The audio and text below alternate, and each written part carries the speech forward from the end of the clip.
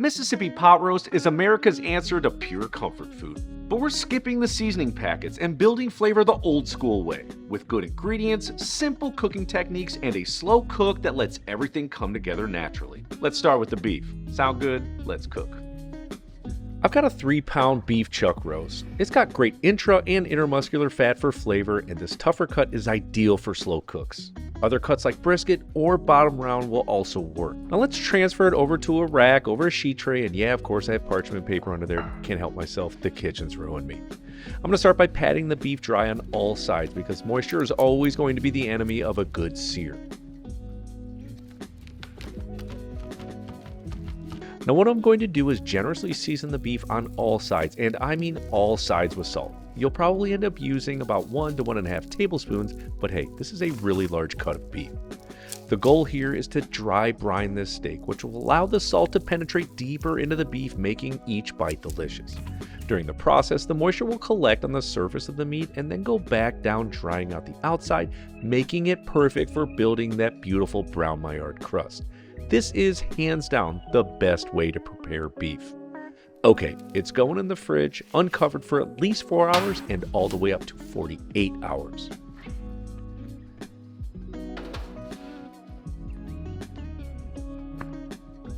And yes, if your goal is to serve this today, you can absolutely just pat it dry, season it, sear it, and start that cooking process. But dry brining is an incredibly easy technique. And if you give yourself enough time, the juice is absolutely worth the squeeze. That I can promise you. Now when you're ready to start cooking, let's just pull it out, and as you can see, the surface will have a sticky, shiny-like film on it. This is known as a pellicle. It's a layer of proteins that bond together during that drying process.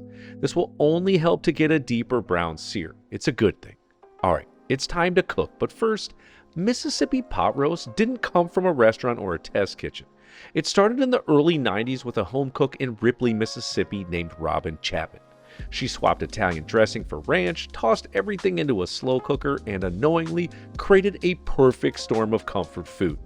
The recipe quietly spread through church cookbooks, then blogs, and finally exploded on Pinterest, turning a humble pot roast into one of the most viral dishes in America. And while this dish was created to be easy with these packets, I'm sorry, I just don't like when I don't know what's in my food. And oftentimes these packets have stuff in there that I don't want. But the good news is we can swap out all of these things for more common ingredients and it will legit taste the exact same. It's a win-win. However, need to speed some things up. I hear you. So the first easy swap we can do, and that will make a huge difference, is fresh onions and garlic. For the one large yellow onion, we want to finely mince it, and to save a little time, I'm just going to pop it in a food processor. Pulse it, and then run it on high until we get to that very fine mince. Or feel free to get your knife chopping on, but hey, this will save you some time for sure. Dude, every time, man. Every time, I swear. Okay, let's have a look, and yep, that's where we're trying to go. Just set it to the side, then because I plan on layering this dish full of flavor and cooking the garlic separate, just finely grate 4 cloves into a small bowl and briefly set it to the side. Okay, it's cooking time. So grab the beef, let's head back over to the cooktop, and I'm going to be using probably my favorite braising pot of all time, my 8-quart Rondo. Tons of surface area for searing. I'm going to boost the heat up to medium high-ish, and for searing the beef, let's take this a bit further. I'm going to add in 3 tablespoons of beef tallow. Yes, any cooking oil will work, but tallow, it's inherently umami, which means more flavor for us. Once it begins to start to lightly smoke like this, it is perfect for searing time. Place down the beef and let it stand for about 3 to 4 minutes. I'm looking to build that Maillard crust, which is going to make the pot roast more flavorful. Now what I usually do after those few minutes is using tongs, I start to move the beef around in a circular motion around the pan. It's a little clunky, but it's worth it. And I actually do this same process when I cook steaks, and I have no clue where I learned it from. But what it will do is promise you a beautiful brown Maillard crust from end to end. And we can take all the time we need here because we aren't looking for some internal temperatures, so do this on all sides of the chuck roast. And when I said brown on all sides, I mean brown on all sides. Absolutely beautiful. Little techniques like this just make meals worth remembering.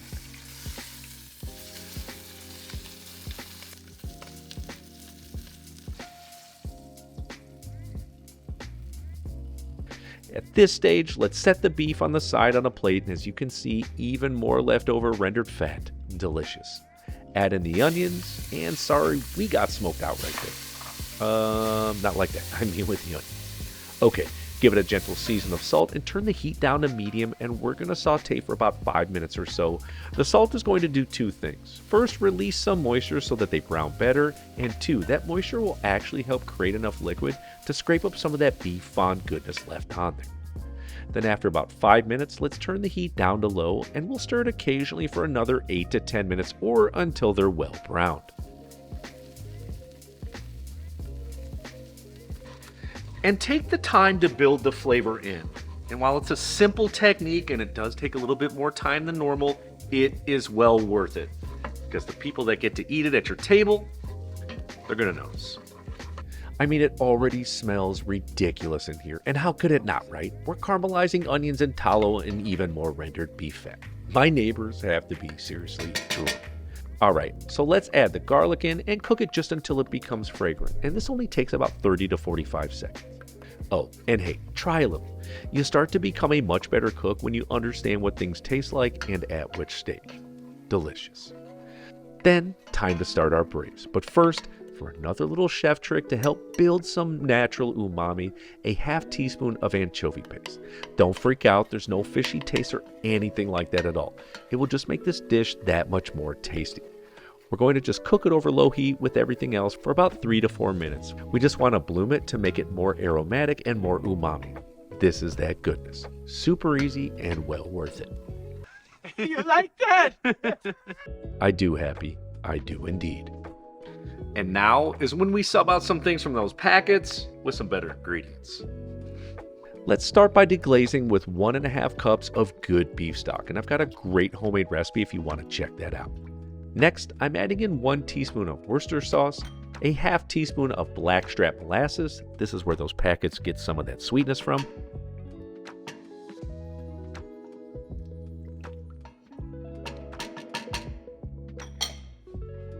Then a half stick of unsalted butter. Now, 1 Parmigiano cheese rind. This is an umami bomb right here, don't skip it. And then, of course, last but not least, 6 to 7 pepperoncinis and about 3 to 4 tablespoons of some of that brine from the jar they were in. And at this stage, I'm going to give it a season of salt and pepper, and of course try it. This should be dang tasty. After all, it's going to be our main braising liquid. Add in that beautifully seared chuck roast back in and any juices on the plate.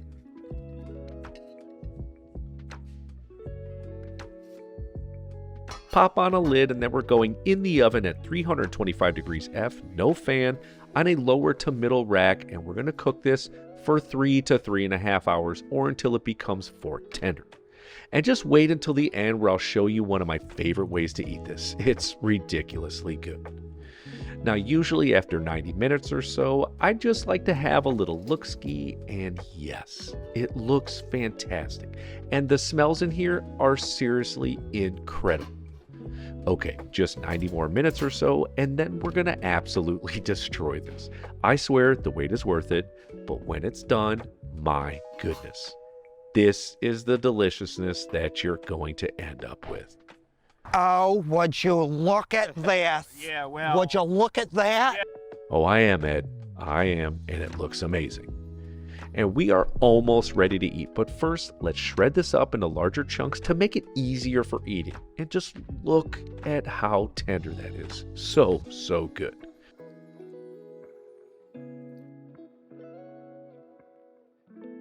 And now to finish this off, to get us the way this was intended to taste, let's add in 1 teaspoon of champagne vinegar, or any white vin will work, then 1 teaspoon of soy sauce, a half teaspoon of dry dill, yep, those ranch packets have dill in it, then finally 1 to 1.5 teaspoons of freshly squeezed lemon juice.